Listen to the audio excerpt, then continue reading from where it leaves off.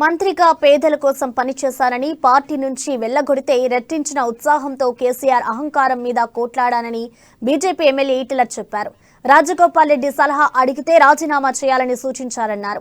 రాజగోపాల్ రెడ్డి రాజీనామా చేసి ముఖ్యమంత్రి మంత్రులను తీసుకొచ్చి మునుగోడు ప్రజల కాళ్ల దగ్గర నిలబెట్టారని ఈటెల తెలిపారు. మునుగోడు నియోజకవర్గం నాంపల్లి మండలం నర్సింగులగూడెంలో రితేష్ రాథోడ్, శివరాజ్ యాదవ్లతో కలిసి ఈటెల ఉప ఎన్నిక ప్రచారం చేశారు.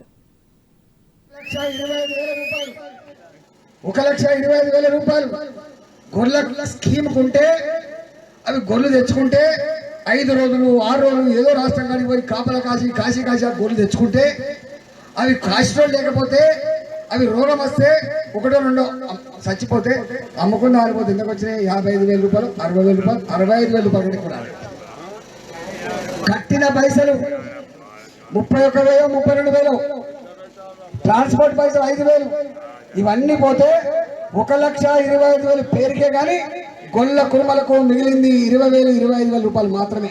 గుర్తుపెట్టుకోండి. మొన్న మళ్ళా కట్టించుకున్నాడు రెండో విడత.